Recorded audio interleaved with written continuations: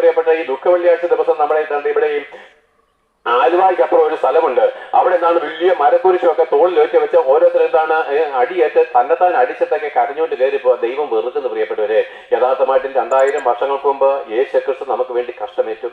അതൊന്ന് അംഗീകരിപ്പാനും വിശ്വസിപ്പാനും മാത്രമായിരിക്കുന്ന സിമ്പിൾ കാര്യം ദൈവം പറഞ്ഞപ്പോഴേ അതിനെ അംഗീകരിപ്പാൻ മനസ്സില്ലാതെ ദൈവം യേശുക്രിസ്തു നമ്മുടെ പാപച്ചുമട് ചുമന്നിട്ടും വീണ്ടും വീണ്ടും തന്നെത്താൻ ചുമക്കുക. യേശുക്രിസ്തുവിനുള്ള ശത്രുത്വമാണ്, യേശുക്രിസ്തുവിനുള്ള വെറുപ്പാണ് ഈ കാണിക്കുന്ന ഓരോന്നും. എന്നാൽ പ്രിയപ്പെട്ടവരെ, കുരിശുമുട്ടിൽ വണങ്ങുന്നത് ദൈവത്തോടുള്ള ശത്രുത്വമാണ്. യേശുക്രിസ്തു ചുമന്നു കൊണ്ടുപോയ മരക്കുരിശ് നമ്മുടെ ഓരോരുത്തരുടെയും പാപത്തിന്റെ ചുമടാം.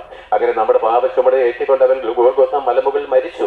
അവൻ അടക്കപ്പെട്ടു. അവൻ ഉയർത്തെഴുന്നേറ്റ് എഴുത വഴി ദൈവം പറയുന്ന പിന്നെ പ്രിയപ്പെട്ട ആ നല്ല ഭവനം നിങ്ങൾക്ക് ലഭിക്കുന്നതിന് മാനസാന്തരപ്പെടണം എന്ന് വെച്ച് കഴിഞ്ഞാൽ യേശുക്രിസ്തുവിനെ അല്ലാതെ മറ്റൊന്നിനെ ആരാധിക്കുകയോ വണങ്ങുകയോ ചെയ്യുന്ന നമ്മുടെ പാപ സ്വഭാവങ്ങളെ വിട്ട് ദൈവപുത്രനായിരിക്കുന്ന ക്രിസ്തുവിനെ മാത്രം നമ്മുടെ രക്ഷകനും കർത്താവും ആരാധനയ്ക്കും യോഗ്യനായിട്ട് എണ്ണുന്നതാണ് മാനസാന്തരം.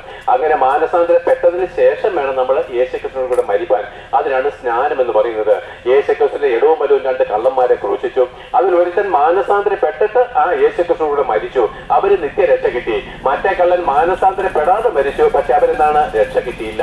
അതുകൊണ്ട് പ്രിയപ്പെട്ട മാനസാന്തരപ്പെട്ടതിന് ശേഷം വേണം നമ്മൾ യേശുക്രിസ്തുവിനോട് മരിക്കുക എന്ന സ്നാനത്തിലേക്ക് വരാൻ.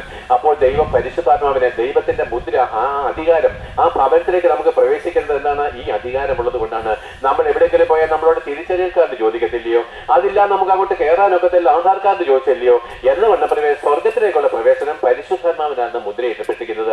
ആ പരിശുദ്ധാത്മാവ് വന്നാൽ നമ്മുടെ അക്കരെ ദേശത്തേക്കുള്ള യാത്രയിൽ, അക്കരെ ദേശത്തെ നമ്മുടെ ഭവനവും ഉറപ്പാണ്.